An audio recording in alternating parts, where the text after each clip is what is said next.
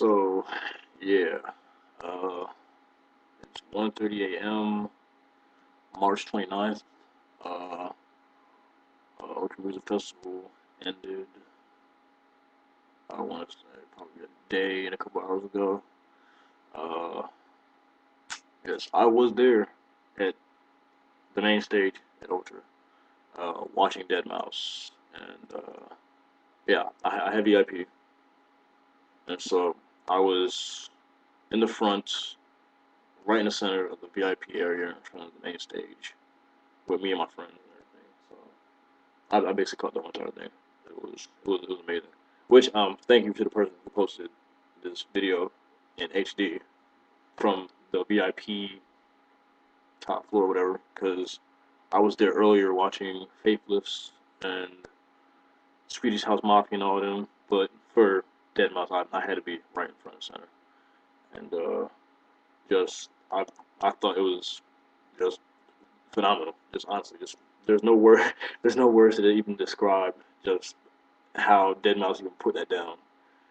It was just like honestly, out of everybody there who performed, Deadmau5 had the best performance out of everybody. I mean, as much as I love Tiesto, he just seemed like he was out of it, or maybe he was all drunk or whatever he was, but he didn't seem into it. And most of his music was from Kaleidoscope, which I really didn't feel that it was that good of an album.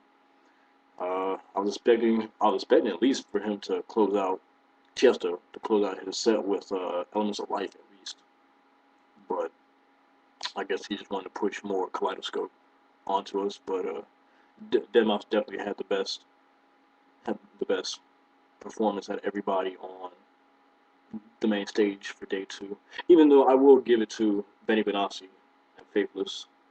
Benny always puts it down, and Faithless was good, but since most people nowadays don't really appreciate, the fact that Faithless was putting it down, paving the way so people like Deadmau5 and Tiesto and all of them come through, and then to be in and see Faithless putting it down and the crowd like not even, well, I won't say they weren't interested, but you can tell like most of the main crowd wasn't there. They were all out towards the Brazil tent or over there at the Carl Cox tent, and I just thought that was a shame. It really was, because Faithless paved the way for all those guys. And Deadmau5 is just once again, it was just amazing. Uh, I will say, part of my language, but fuck Miami, because having a sound ordinance, yeah, I can understand you having a sound ordinance, but you know that this is one of the biggest events in your city, and you're not gonna, relax that sound ordinance, knowing that this brought in how much money for the city, for Miami, and I mean, it was funny because right after Deadmau5 got done, he walks off stage, and the main announcer guy comes on and says, "Oh, guess what? I just heard 3 minutes ago, Ultra Music Festival 2011 is 3 days."